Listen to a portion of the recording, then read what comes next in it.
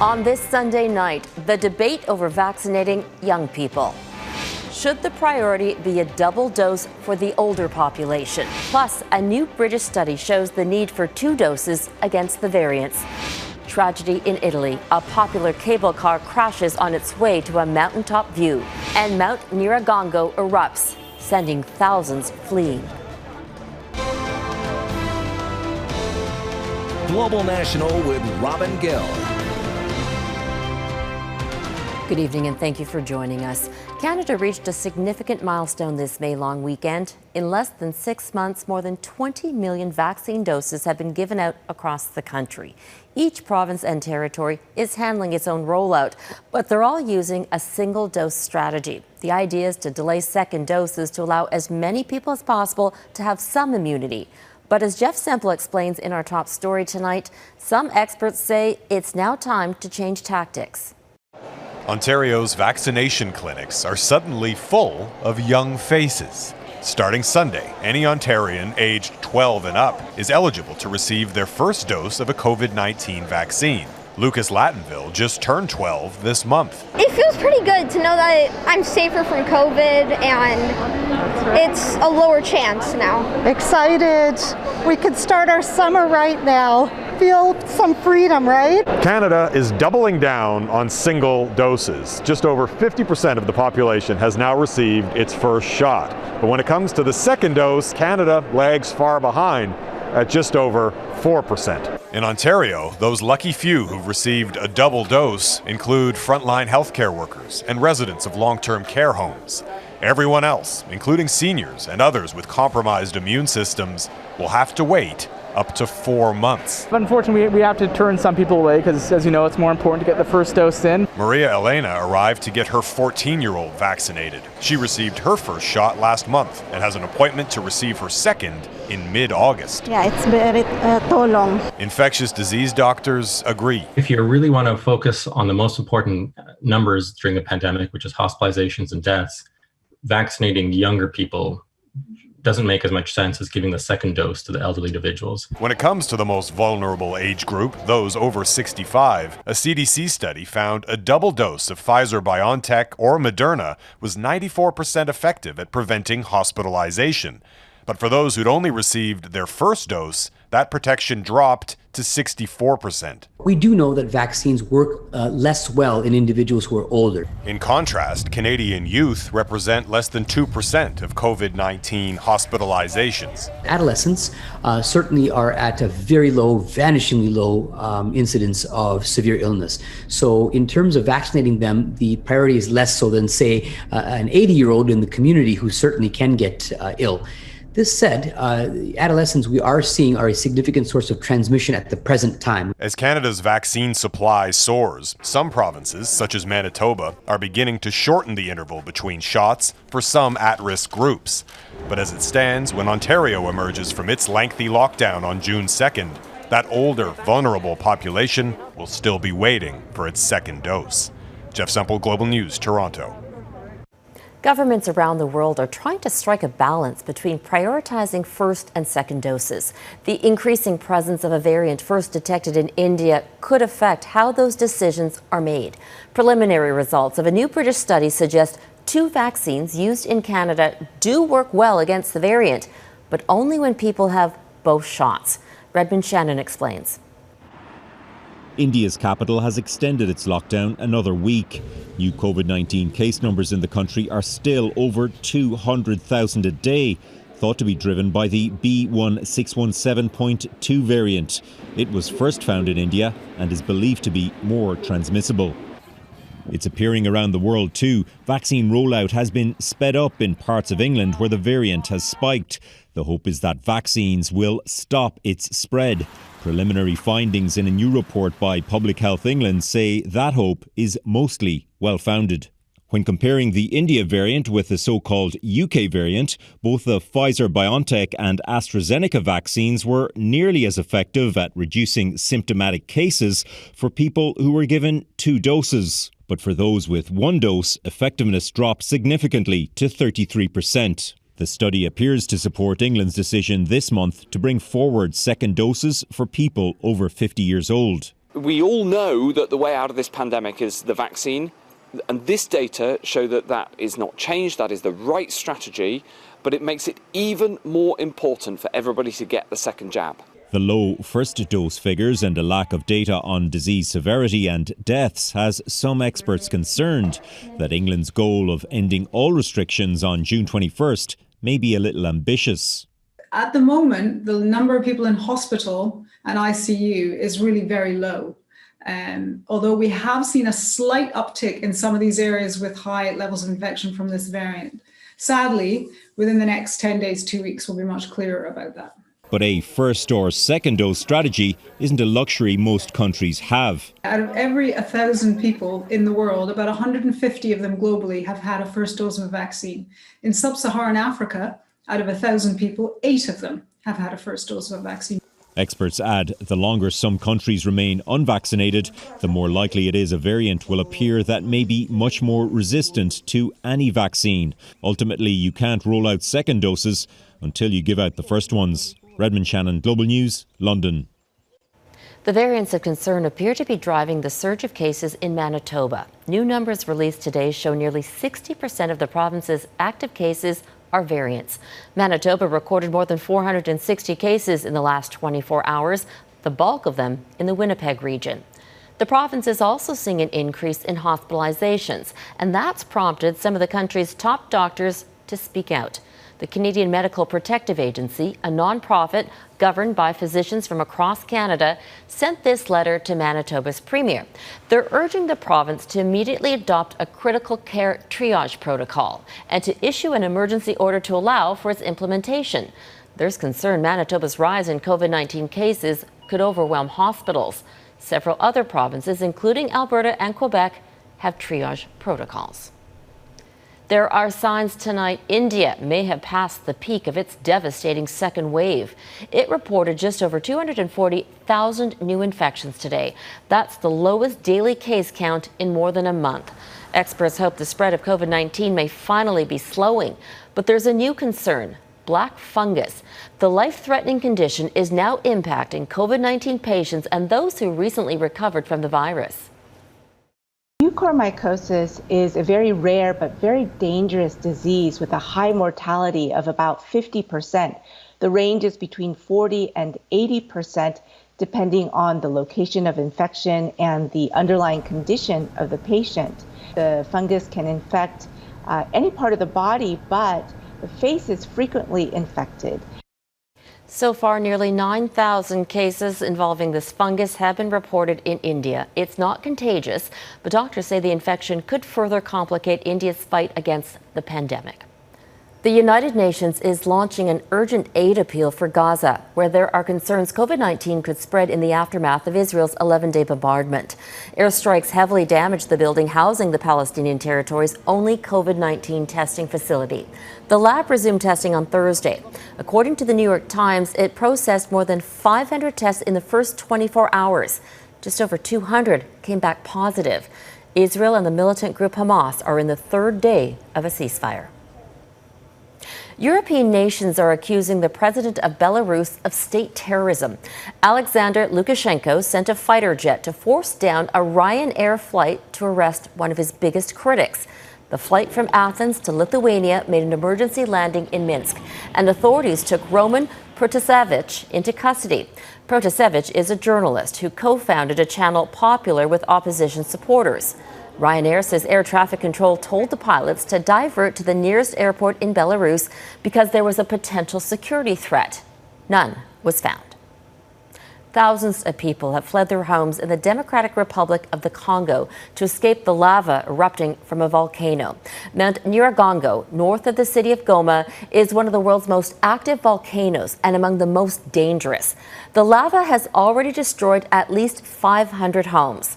Local authorities say 5 people died in a car crash while trying to get out of the area. As Jennifer Johnson reports, Nyiragongo has devastated the region before. Hundreds of people in eastern Congo awoke Sunday to streets covered in lava, homes and buildings destroyed. The volcano's fiery eruption caused widespread panic in the city of 2 million people. Thousands of Goma residents ran for their lives, fleeing with whatever they could hold on to, including mattresses. Everyone is running away. The massive fireball turned the sky bright for kilometers.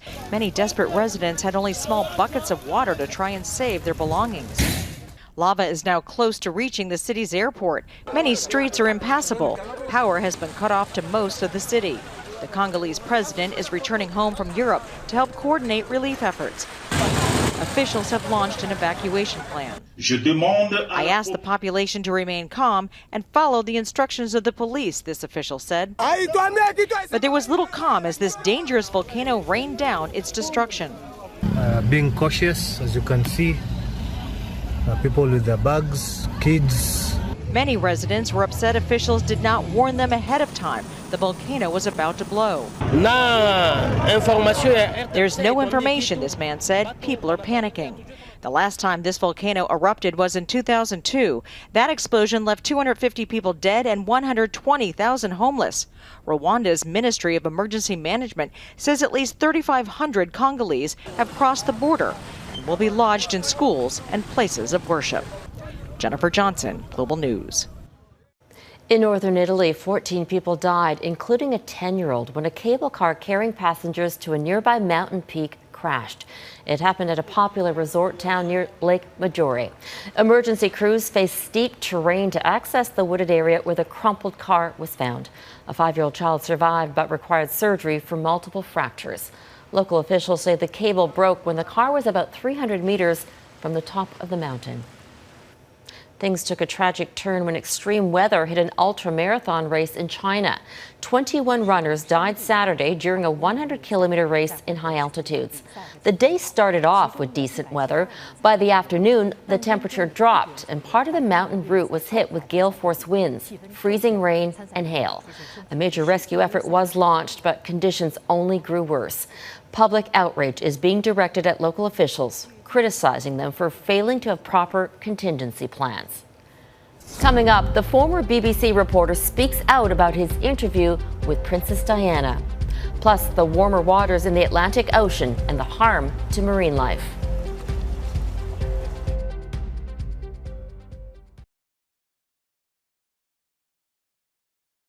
Former BBC journalist Martin Bashir has broken his silence over that deceitful interview with Princess Diana in 1995, when for the first time she revealed her husband, Prince Charles, was being unfaithful. Well, there were 3 of us in this marriage, so it was a bit crowded. The princess was referring to Camilla in that bombshell interview. Charles went on to marry her in 2005. Bashir says he is deeply sorry and never wanted to harm Princess Diana. There are calls for an overhaul of the BBC following the scandal. Well, there were 3. I can only imagine the feelings of the royal family, and I hope very much that the BBC will be taking every possible step to make sure that nothing like this ever happens again. An investigation shows that Bashir faked bank statements to suggest palace staff were being paid for stories about Princess Diana. He used that false information to leverage Diana's brother into arranging a meeting with the princess. There's new evidence showing just how quickly our planet is warming. It comes from an update on global climate information that's being compiled by meteorologists around the world. And as Ross Lord explains, when it comes to the ocean off Atlantic Canada, the findings show an alarming trend. In the effort to track climate change, researchers are updating average temperatures around the world. And for the 30-year period ending in 2020, ocean waters on the East Coast are standing out. One of those areas that's warming fastest is along the east coast of the U.S. into Atlantic Canada. Climate change meteorologist Ben Knoll has compiled the information into a world map with the fastest warming waters highlighted in red, like these dark red splotches south of Nova Scotia. We've seen an increase of anywhere from about 0.4 to 0.6 of a degree in Nova Scotia's coastal waters. But further offshore, we've seen as much as maybe 0.8 to a degree Celsius warming. He says that increase has happened in the past 10 years. Warmer waters can lead to more devastating hurricanes and heavier rains. Some pockets of the North Atlantic are warming even faster, and it's disrupting marine life. Lobster, for example, has shifted from southern New England to more central New England and Nova Scotia and into Newfoundland in recent decades quite rapidly. Our region has probably benefited from this because we're at the center of its distribution currently. Another casualty, the North Atlantic right whale. The endangered whales have moved further north to replace food sources that are collapsing from the warmer waters. They've been killed by cargo ships and becoming tangled in fishing gear. Now, the federal government has imposed regulations to help save them, as marine researchers predict more upheaval. So we see real large changes in our ecosystem, and it's no wonder because it is one of the fastest warming regions on the planet, and we really need to adapt to that change. Feeling the heat on adapting to the warmer oceans that surround us. Ross Lord, Global News. Still ahead, accessing government information. Is political meddling creating new hurdles?